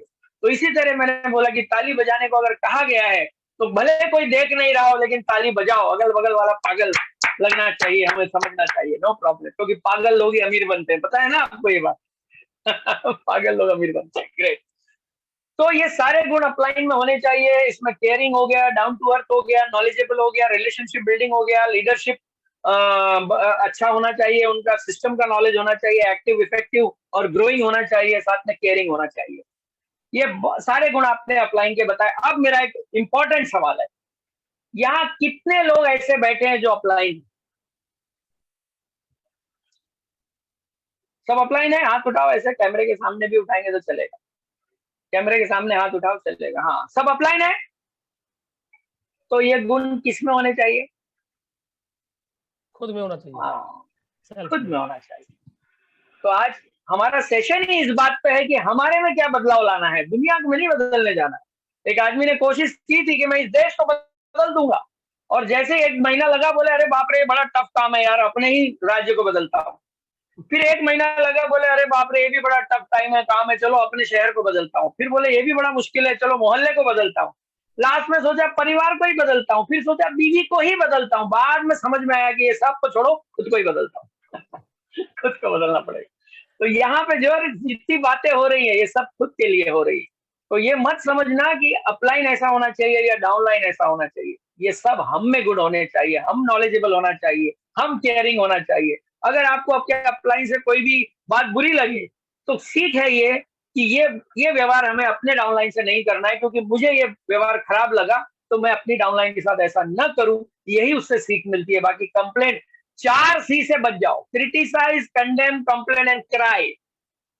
Criticise, condemn, complain and cry, ये 4 C को लाइफ से निकाल दो, शांति हो जाएगी, एक्साइटमेंट आ जाएगा लाइफ में। क्रिटिसाइज मतलब आलोचना करना, कंडेम यानी चुगली करना, और कंप्लेन यानी बार बार ये ऐसा है, ये ऐसा है, कंपनी ने प्लान बदल दिया, ये तुलसी ऐसा आ गया वैसा, ये कंप्लेन। और क्राई मतलब हमेशा रोते ही रहना सिचुएशन को लेके। Never never never. सिर्फ एक C है लाइफ में जो अपनाने जैसा है, और उसको बोलते हैं कॉम्प्लीमेंट। बस आपकी जिंदगी में कॉम्प्लीमेंट मुंह पे रखा होना चाहिए, आदत में आ जाएगी। जैसे ही कोई सामने आया, अरे ग्रेट, आज तो आप बहुत अच्छे लग रहे हो, वाह क्या बात है, देखो ये करो, फिर देखो कैसे दुनिया बदल जाएगी पूरी। क्योंकि हम सोचते हैं कि ये सामने वाला मुझसे व्यवहार गड़बड़ कर रहा है, नहीं, हमारी वजह से ही उसको सिग्नल मिला है। तो ये अपने आप की चेंज की जो मैं बात कर रहा हूँ, बहुत ही जरूरी, बहुत ही फैंटास्टिक जरूरी काम है ये। और ये होने के बाद ही जो है जिंदगी में बहुत बड़ा बदलाव आता है। अच्छा, अभी हमारा समय अभी कितना हुआ है भाई? हाँ, अरे 10:30 बज गए। अरे बाप रे, अपने 9 सवा 9 शुरू किया, पता ही नहीं चला। ग्रेट, चलो ठीक है, 5 मिनट 10 मिनट और लूंगा मैं, और अपनी बात को पूरा करूंगा, कुछ टेक्निकल बात भी हम करेंगे। तो ये सब अपने में गुण होने चाहिए, ये बात से हम आगे बढ़ते हैं। अब टीम बनाने की बात हम कर रहे थे, तो टीम जब बनेगी जब हमारे अंदर कुछ अट्रैक्शन होगा, और हमारे अंदर अट्रैक्शन कुछ चीजों से आता है जो सिस्टम में दी गई है। अपलाइन आपका हमेशा भला चाहने वाला है, और अपलाइन का मैं आपको एक चीज बता के मैं आगे बढ़ता हूँ। एक फ्लाइट में एक 8-10 साल की लड़की ट्रेवल कर रही थी अकेली, और बाकी सब पैसेंजर थे, और वो हेडफोन लगा के कुछ वॉकमैन पे अपना कुछ गाना वाना सुन रही थी मोबाइल पे। तो थोड़ी ही देर में ये अनाउंसमेंट हुई कि ये फ्लाइट का एक इंजन खराब है, हो गया है, और अब ये आधे घंटे के अंदर ये जमीन पे गिर जाएगा। तो जैसी अनाउंसमेंट हुई तो पूरी फ्लाइट में अफरा तफरी मच गई कि कौन क्या करे, कैसे करे, कोई भगवान को याद कर रहा है, कोई कुछ कर रहा है, कोई लेटर लिख रहा है, ऐसे परेशान हो गए सब। पर ये लड़की के चेहरे पे शिकन तक नहीं थी, और वो पूरे टाइम गाना सुनने में मस्त थी। सारे प्लेन ऐसा ऐसा हो रहा है, बट वो अपना सीट बेल्ट लगा के बैठी है और आराम से जो है वो गाना सुन। आधा घंटे पौने घंटे के बाद वो प्लेन थोड़ा कंट्रोल में आया और सेफ लैंडिंग हो गई। जब सेफ लैंडिंग हो गई तो सब लोग पैसेंजर उतरने लगे, पर एक व्यक्ति उस लड़की को बार बार देख रहा था कि ये बिल्कुल डिस्टर्ब नहीं हुई। तो उसने जाके वो लड़की को पूछा, बोले बेटा एक बात बताओ, हम सब डर गए थे प्लेन गिरने के नाम से, लेकिन आप बिल्कुल नहीं डरे, और आप जो नहीं डरे इसका क्या कारण है? क्या आपको डर नहीं लगा? क्या मरने का या गिरने का, मार लगने का, चोट लगने का आपको डर नहीं लगा? आप तो इतनी छोटी सी हो, क्यों नहीं डरे आप? बोली वो लड़की ने बड़ा अच्छा जवाब दिया, बोले मुझे मालूम था कि फ्लाइट गिर ही नहीं सकती है। बोले आपको कैसे मालूम ये फ्लाइट नहीं गिर सकती? क्योंकि ये फ्लाइट तो पूरी कंट्रोल के बाहर हो गई थी और गिरने ही वाली थी, लेकिन आपको क्यों ऐसा लगा? बोले मुझे इसलिए ऐसा लगा कि इस फ्लाइट के जो पायलट हैं वो मेरे डैडी हैं, और डैडी को पता है कि मेरी लड़की इस फ्लाइट में बैठी है, तो कैसे फ्लाइट को गिरने देंगे, कुछ भी करके सेफ लैंडिंग करेंगे। एग्जैक्टली अपलाइन ऐसा ही होता है कि आपको कभी वो गिरने नहीं देगा। आप फॉलो तो करो उसको, आप उसको जगह तो दो, अपनी जिंदगी में इतनी जगह दो कि वो आपको रोक टोक कर सके, वो आपको कुछ बोल सके, आपकी कोई गलती हो तो आपको बता सके। डेफिनेटली अपलाइन इतना स्मार्ट है कि वो ऐसा पब्लिक के सामने आपको नहीं बोलेगा, वो अकेले में बोलेगा जरूर जो भी बोलेगा।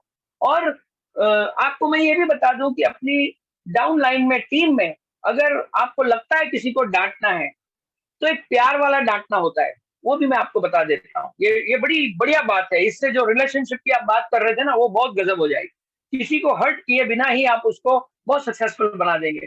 तो उसको कैसे डांटना है? मान लीजिए डाउन लाइन ने कोई गलती कर दी। क्या गलती कर दी? समझ लीजिए वो ड्रेस कोड पहन के नहीं आया मीटिंग में, ठीक है, आपकी टीम का कोई व्यक्ति है, अच्छा लीडर है, बट वो ड्रेस कोड में नहीं आया। तो आपको पता है, अब ये अगर स्टेज होता तो मैं आपको लाइव करके दिखाता, लेकिन मैं आपको बताता हूँ क्या करना होता है। तो जैसे ही आपका डाउनलाइन आया और आपको लग रहा है कि इसने गलती की, तो धीरे से उसके गाल पे एक थप्पड़ मारो, ऐसे बोलो। अभी जैसे मान लीजिए उसका नाम रमेश है, रमेश, ऐसे थप्पड़ मारो तो रमेश ड्रेस कोड पहन के नहीं आए। और जैसे ही वो मुंह देखने लगे तुरंत उसको गले से लगाओ, ड्रेस कोड पहन के आया करो यार मीटिंग में, ऐसे गले लगाओ। पहले थोड़ा सा हल्का सा थप्पड़ दो प्यार से, और फिर उसको गले लगाओ। ना उसको बुरा लगेगा, ना वो हर्ट होगा, और वो अगली बार जो ड्रेस कोड पहन के आएगा। ये एक एग्जांपल मैंने दिया। ऐसे कोई भी गलती पे आप अपनी डाउनलाइन को, अपनी टीम को इस तरह प्यार से डांट सकते हो। बिल्कुल बच्चे हैं भाई, अपने बच्चों को हम प्यार मोहब्बत से बड़ा करते हैं, बिल्कुल ऐसे ही है। क्योंकि बाहर की दुनिया जो है ना, वो बहुत क्या बोलते हैं, लालच देती है। तो हमारी टीम से कोई भी आदमी कभी भी कहीं जा सकता है, बस एक ही तरीके से वो रुकेगा आपके पास, आपके रिलेशन की वजह से। बात और कोई तरीका नहीं उसको रोकने का, कोई जोर जबरदस्ती आप नहीं कर सकते। तो टीम में बना रहे, इसके लिए आप उसको प्यार दीजिए, उसकी गलतियों को इग्नोर कीजिए, नजरअंदाज कीजिए, और धीरे धीरे, क्योंकि मैं एक बात हमेशा बोलता हूँ, आप सबके लिए लागू होती है ये बात, कि जब तक आपकी टीम का मेंबर आपका 5 लीटर खून नहीं जलाएगा, ये माप लेना आप, 5 लीटर खून जब तक आपका नहीं जलाएगा, वो चेयरमैन नहीं बनेगा। तो आप समझ लो 5 लीटर खून जलवाना ही है, तो बस भूल जाओ। अब जब जलवाना ही है तो बात ही खत्म हो गई। जब आपको एंड रिजल्ट पता ही चल गया, तो अब आप काय के लिए सोचना। तो बस 5 लीटर खून जब तक कोई आपका नहीं जलाएगा, वो चेयरमैन नहीं बनेगा। तो वो चेयरमैन बनने के लिए आपको अपना खून थोड़ा जलाना पड़ेगा, तो जलवाइए। कोई बहुत सिली मिस्टेक करेंगे, बट आप उनको बस प्यार से ही बात करनी है। क्यों? क्योंकि यही ये बिजनेस का तरीका है। क्योंकि ये बिजनेस प्रोडक्ट का बिजनेस नहीं है, प्रोडक्ट बेचने का बिजनेस नहीं है। बेच सकते हो, अलग बात है, लेकिन असली काम टीम बनाना है। तो बस मैं आखिरी पॉइंट पे आ चुका हूं, इसमें नम्र बने रहना है। आप सबसे मेरा एक सवाल है कि अगर आप नदी में खड़े हो, नदी पे पांव घुटने से नीचे तक का पानी है, नदी साफ बह रही है, और आप नदी में खड़े हो, आपको पानी पीना है, तो क्या करना पड़ेगा। ऐसे अगर आप हाथ करोगे तो पानी नहीं आएगा, आपको झुकना पड़ेगा। जब आप झुकोगे और जब ऐसे पानी को उठाओगे तब आपके मुंह में पानी जाएगा। यानी आपको अगर पानी पीना है, अच्छा अमृत पीना है, तो आपको झुक कर रहना पड़ेगा। झुकने का मतलब बुजदिली नहीं होता है, झुकने का मतलब चमचागिरी नहीं होता है, झुकने का मतलब एक रिस्पेक्ट की बात होती है कि भाई आप हम्बल बने रहो, क्योंकि ये दुनिया बहुत बड़ी है, हम कुछ भी नहीं है इसमें। तो जब हम कुछ है ही नहीं तो काय के लिए इतना अपने आप को बड़ा बताना। जो है भगवान का नाम लेके एकदम हम्बल बने रहो और इस सिस्टम में आगे बढ़ते रहो। और हमारे जो टीम है वो संगत जो है, जो मीटिंग्स होती है, तो सिस्टम की जो बात है उसमें सबसे पहला ड्रेस कोड आता है, वो जरूर पहनिए, क्योंकि ड्रेस कोड ही पहचान है। आप हॉस्पिटल में जाओगे तो कौन डॉक्टर है, कौन नर्स है, कौन वार्ड बॉय है, ये किससे पता चलेगा? ड्रेस कोड से पता चलेगा। और ड्रेस कोड पहनने से आपकी सेल्फ इमेज बढ़ती है। आप अगर घर के कपड़ों में है तो आप किसी बैंक मैनेजर से या किसी बड़े पुलिस ऑफिसर से हाथ नहीं मिला सकते, पहला ध्यान आपका उस पे कपड़ों पे जाएगा। अगर आपकी शादी है तो उस दिन आप चड्डी बनियान में नहीं रह सकते, आपको बढ़िया सा दूल्हे का ड्रेस पहनना पड़ेगा, क्योंकि वो ड्रेस कोड है उस दिन का। तो आईएमसी में भी काम करने का एक ड्रेस कोड है, वो जरूर पहनिए। और एक भी दिन आईएमसी के लिए कुछ किए बिना मत निकालिए, मैं बीमार हूँ, मेरा ऐसा हो गया, मेरा कुछ नहीं चलेगा। No excuse.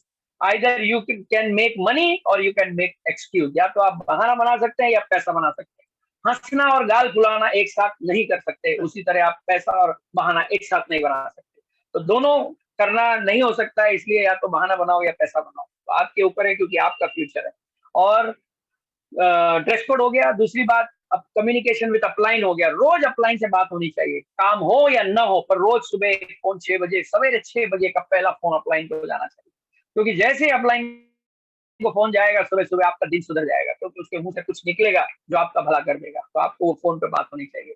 दूसरा, रिटेल करो, थोड़ा बेचना सीखो, क्योंकि बेचना सीखना जरूरी है, बेचते नहीं रहना है, सीखना जरूरी है। क्यों सीखना जरूरी है? क्योंकि आज नहीं कल कोई ना कोई आपसे पूछेगा कैसे देना है, तो आपको आना चाहिए सीखना, आपको बेचना आना चाहिए। और बेचना एक ऐसी चीज है जिसमें क्या होता है, कॉन्फिडेंस बहुत बढ़ता है। हम कुछ भी चीज प्रवीण राय सर 5 मिनट है ना मेरे पास में? हाँ टाइम है सर, बिल्कुल टाइम है। हाँ, तो बेचने से हमारा कॉन्फिडेंस बढ़ता है, बहुत कॉन्फिडेंस बढ़ता है। आप एक एलो ज्योति किसी को बेच दो, देखो आपको अंदर से लगेगा यार कुछ बात की मैंने। क्योंकि बाहर लोग बोलते हैं गंजे को कंगा बेचेंगे, वो चीटिंग है, वो सेलिंग नहीं है आपकी, बोलते हैं ना। और ये भाषा का भी उपयोग मत कीजिए कि मैंने ना आज किसी को हिमालयन बेरी चिपका दिया, ये वर्ड मत यूज कीजिए। मैंने ना आज उसको 4000 का माल पकड़ा दिया। हाँ, ऐसे नहीं बोलना है, ऐसे कभी नहीं बोलना है।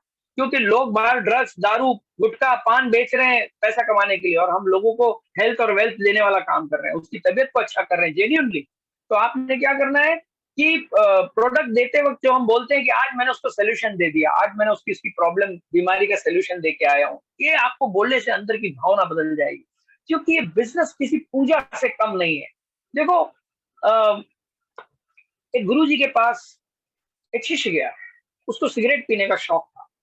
तो गुरुजी को बोलता है, क्या मैं ध्यान करते वक्त सिगरेट पी सकता हूँ? गुरुजी ने बोला बिल्कुल नहीं। उसी वक्त एक दूसरा स्टूडेंट आया, बोलता है मैं सिगरेट पीते वक्त ध्यान कर सकता हूँ? गुरुजी ने बोला बिल्कुल। तो वो पहले वाला गुस्सा हो गया, बोलता मैंने भी तो वही पूछा। बोले नहीं, आपने पहले वो नहीं पूछा, आपने बोला ध्यान करते वक्त सिगरेट पी सकता हूँ क्या? तो नहीं चलेगा। लेकिन सिगरेट पीते वक्त आप ध्यान कर सकते हैं, मतलब आप दुनिया का कोई भी काम करते रहो, आईएमसी को साथ में इन्वॉल्व रख सकते हो, पॉजिटिव रह सकते हो, खुश रह सकते हो, ये हमारे हाथ में है। और आईएमसी के जितने पॉइंट्स हैं सिस्टम के, ड्रेस कोड पहनना, फिर कम्युनिकेशन करना, प्रोडक्ट रिटेल करना, रोज प्लान दिखाना, डेली 2 से 4 लोगों को प्लान दिखाना। जो फुल टाइमर है वो 5 प्लान दिखाना चाहिए, और जो पार्ट टाइम में कर रहे हैं उन्होंने 1 से 2 प्लान जरूर दिखाने चाहिए। और क्यों दिखाना चाहिए प्लान? और आपने दिखाना चाहिए, खुद दिखाने आना चाहिए। एक लड़का था, वो एक लड़की को बहुत पसंद करता था, तो अपने दोस्त के हाथ से लेटर भेजता था उसको, हमेशा दोस्त के हाथ से लेटर भेजता था। वो लड़की रोज पढ़ती थी और हंसती थी, खुश हो जाती थी, और ये दूर से देखता था, और लेटर हमेशा अपने दोस्त के हाथ से भिजवाता था। 1 साल बाद क्या हुआ मालूम? उस लड़की की शादी उस दोस्त के साथ हो गई, उसके साथ की हुई जो एक्चुअल पसंद करता था। तो ऐसा इसलिए हुआ कि वो खुद नहीं मिला लोगों से जाके, खुद उसने प्लान नहीं दिखाया, किसी को भेजा। तो अपलाइन अगर आके बार बार आपके लिए प्लान दिखाएगा तो बिजनेस उसका होगा, आपका नहीं होगा। आपका बिजनेस होना है तो आपको प्लान दिखाना आना चाहिए। और घोड़े पे अगर आप बैठे हो तो लगाम और किसी के हाथ में हो तो क्या मजा है घोड़ा चलाने का? घोड़ा चलाने का मजा तब है जब लगाम आपके हाथ में, कब उछालना है, कब रुकाना है, कब मोड़ना है, कब सब कुछ करना आपके हाथ में आ जाएगा। तो वो अपनी बागडोर है प्लान दिखाना। और मैं बताऊं, प्लान दिखाने का और एक कारण, दुनिया में अगर कोई पुण्य का काम है, सबसे ज्यादा पुण्य का काम अगर है तो शो द प्लान। आप बोलोगे ऐसा कैसे? ऐसा ऐसे कि शो द प्लान जब आप किसी को करते हो तो किसी की जिंदगी में होप्स डालते यार, ये भी एक मौका अभी बचा है, डरो मत। अगर तुम कहीं फेल हो गए हो या कहीं बहुत सक्सेसफुल हो गए हो तो आपको सुकून अभी तक नहीं मिला है, तो वो भी यहाँ मिलेगा। एक आदमी नदी किनारे गया क्रॉस करने के लिए नदी, तो रात काफी थी, 3 बज रहे थे रात के। तो नदी के किनारे एक नाव बंधी थी, वो बैठ गया। नाविक ने बोला सुबह 4 बजे जब सूरज निकलेगा बस तभी हम चलेंगे, अंधेरे में नहीं जाएंगे। तो ये बोला ठीक है। तो ये किनारे बैठ गया और एक एक पत्थर टाइम पास करने के लिए नदी में फेंकने लगा, एक एक पत्थर उठा के फेंकने लगा। जैसे ही उजाला हुआ, लास्ट पत्थर वो फेंकने वाला तो देखा तो हीरे का टुकड़ा। तो अब उसको याद आया, अरे बाप रे, इतने हीरे के टुकड़े मैंने फेंक दिए अंधेरे में, मुझे पता ही नहीं चला, और ये एक बच गया। वो एक हीरे के टुकड़े से भी लाइफ बन सकती है। तो ये जो प्लान दिखाना है ना, ये बहुत बड़ी पूजा है, क्योंकि जब आप किसी को प्लान दिखाते हो तो उसको होप्स देते हो और उसकी जिंदगी में बदलाव आए, ये वाला पॉजिटिव इम्पैक्ट आप उसकी जिंदगी में डालते हो। इसलिए हमेशा प्लान दिखाना मतलब देना है, किसी को बांटना है। आप ये मत समझना कि प्लान दिखा के वो ज्वाइन करेगा तो आपको कोई फायदा, ऐसा हो ही जो हो भला। इसलिए प्लान दिखाना बहुत जरूरी है। इसको मामूली मत समझ लेना, 10%, 15%, 7,000 बीवी, 5,000 बीवी, ये वो नहीं है। यहाँ से बात होती है, जब यहाँ का और ये सब कनेक्ट होता है तब आदमी बोलता है बताओ कहाँ साइन करना, मुझे भी स्टार्ट करना। तो लोगों से जब आप मिलते हैं तो उनसे उनके बारे में बात करो, उनके फ्यूचर के बारे में बात करो, तब ये प्लान इफेक्टिव हो जाएगा। प्लान 10 से 20 मिनट से ज्यादा बात मत करो, उससे कम बात करके घड़ी बार बार 5 बार घड़ी खुद देखो प्लान दिखाते वक्त, क्योंकि जब आप खुद घड़ी देखोगे तो उसको समझ आ जाएगा कि ये मेरे से ज्यादा जल्दी में है। नहीं तो हम 1 घंटा 2 घंटा प्लान समझाएंगे, वो आदमी की कुछ समझ में नहीं आएगा, वो सोचेगा ये मैं नहीं कर सकता, क्योंकि इस बिजनेस में वही काम किया जाता है जो डुप्लीकेटेबल होता है। और जितने भी काम हमने बताया, ड्रेस कोड पहनना, ये सब डुप्लीकेटेबल है। और दूसरी बात, ये जितने स्टेप्स हैं, आप आईएमसी के सिस्टम के जितने स्टेप्स हैं, प्लान दिखाना, कम्युनिकेशन करना और रिटेल करना, और ये जितना भी मैंने बताया, ड्रेस कोड पहनना, ये सब क्या कहते हैं, डिसीजन पे डिपेंड है। इसमें कोई कलाकारी की जरूरत नहीं है। ड्रेस कोड में क्या कलाकारी है? ड्रेस कोड सिलवा और पहन लो, ये तो डिसीजन की बात है। अप्लायंस से रोज बात करूंगा, ये डिसीजन की बात है, ये कोई कलाकारी की बात नहीं है। तो कलाकारी तो कहीं है ही नहीं इसमें। कलाकारी जॉब में लगती है, यहाँ कुछ नहीं, यहाँ नकल लगती है। जो सीनियर कर रहा है वो करो तो आप सफल हो जाएंगे। और लास्ट इंपॉर्टेंट बात बताओ, 2 बातें। एक, फंक्शन अटेंड करना वेरी वेरी इंपॉर्टेंट। जो ट्रेनिंग, जो मीटिंग आ जाए जरूर अटेंड करो। मालूम है क्यों? आपको एक बात बताता हूँ, बड़े मजे की बात। एक बूंद जब आसमान से गिरती है, एक बूंद अगर वो नाले में गिर जाए तो क्या बन जाएगी? नाला बन जाएगी। वो तालाब में गिर जाए तालाब बन जाएगी, समुद्र में गिर जाए समुद्र बन जाएगी, नदी में गिर जाए नदी बन जाएगी, कीचड़ में गिर जाए कीचड़ बन जाएगी। लेकिन वही बूंद अगर एक सीप में गिर जाए तो 6 महीने के बाद क्या बनेगी? वो मोती बनेगी। हम सब ऐसे ही हैं, हमारे अंदर अभी कोई गुण नहीं है, लेकिन वो जब बीटिंग रूपी सीप के अंदर आते हैं ना, तब हमारे अंदर की क्वालिटी बाहर आती है। क्योंकि आपके अंदर क्या पोटेंशियल है वो आपको भी नहीं पता है, वो तो जब कुछ सामने देखोगे तब समझ में आएगा। इसलिए अपने आप को उस माहौल में डालो, उस माहौल में झोंको, तब जाके पता चलेगा। तो ये है फंक्शन ट्रेनिंग का इंपॉर्टेंस, जो हमें अटेंड करना ही चाहिए किसी भी हालत में। क्योंकि 30 लाख 25 लाख कमाओगे, 5 लाख खर्च करोगे, 20 लाख हर महीना बचने वाला है। तो इतना बड़ा कमाई करने के लिए, इतना बढ़िया लाइफस्टाइल करने के लिए, बस ये छोटा सा काम करना है। बाहर की दुनिया में अगर 5 लाख भी कमाना हो ना, तो ये बचे हुए सब निकल जाएंगे, जो बचे हैं ना बाल, वो भी निकल जाए, और निकल ही जाते हैं। एक पीढ़ी जब अपना जीवन डालती है तब अगली पीढ़ी को फायदा होता है बाहर के ट्रेडिशनल कामों में। लेकिन यहाँ पे आप अपनी पीढ़ी खुद की रहते हुए आप इसमें अचीवमेंट कर सकते हैं। तो ये फंक्शन का फायदा है, ट्रेनिंग का फायदा है। इसलिए आपको हमेशा ट्रेनिंग मीटिंग ये सिस्टम में, क्योंकि ये ब्रेन है ना, ये बड़ा कमाल का चीज है, ये बहुत कमाल का चीज है। इसमें 2 ब्रेन है, एक जो है कॉन्शियस, एक सब कॉन्शियस। हाँ, ज्यादा डिटेल में नहीं जाएंगे, शॉर्ट में बताता हूँ। कॉन्शियस मतलब गेट कीपर, अच्छा बुरे की पहचान जिसको होती है। सब कॉन्शियस को कुछ अच्छे बुरे की पहचान नहीं होती, उसको सिर्फ आदत पता होती है। पहली बार सिगरेट पीते हो तो ब्रेन रोकता है, मत पियो, बुरी चीज है। लेकिन कोई दोस्त बोलेगा अरे पीना क्या फर्क पड़ता है, तो फिर आदत पढ़ते पढ़ते वो सबकॉन्शियस माइंड में चली जाती है। और जब सबकॉन्शियस माइंड में जाती है तो हमें याद भी नहीं रहता हमने कब डब्बा खोला, कब जलाई, कब पिया, पता ही नहीं चलता। क्यों? क्योंकि ऑटोमेटिक हो जाता है।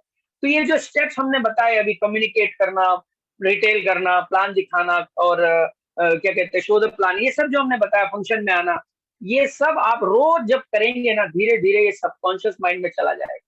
तो जिस तरह सुबह उठ के ब्रश करने की हमें याद थोड़ी करनी पड़ती है, ऑटोमेटिक ब्रश पे हाथ जाता है, पेस्ट आ जाता है और ब्रश कर लेते हैं, क्योंकि कई सालों की हैबिट हमें पड़ी है।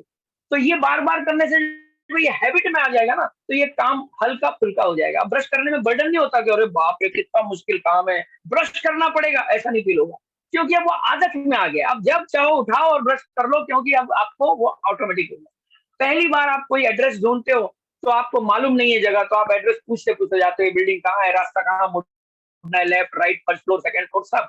तो जॉब पे पहले दिन गए, ऑफिस पर ढूंढते हुए गए, फिर रोज जाने लगे, तो फिर मोबाइल पे बात करते करते ही ऑफिस आ गया, गाड़ी मोबाइल पे बात करते करते ही आपने चला ली, तो ये सब ऑटोमेटिक हो गया। इसलिए ये सारे स्टेप्स रोज करने से जब ये ऑटोमेटिक हो जाएगा ना, फिर ये बर्डन नहीं रहेगा, फिर आपको ये नहीं लगेगा कि ये कैसे करूं, अरे होगा कि नहीं, अप्लाई से कैसे, आदत में आ गया। सक्सेसफुल और अनसक्सेसफुल आदमी में यही फर्क है।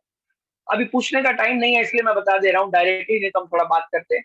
अनसक्सेसफुल और सक्सेसफुल दोनों को काम अच्छा नहीं लगता। कौन सा काम? जैसे सुबह जल्दी उठना, सक्सेसफुल को भी पसंद नहीं है जल्दी उठना, और अनसक्सेसफुल को भी पसंद नहीं है जल्दी उठना। लेकिन प्रॉब्लम यह है कि सक्सेसफुल आदमी को उसकी आदत पड़ चुकी है, बस यही राज है उसका।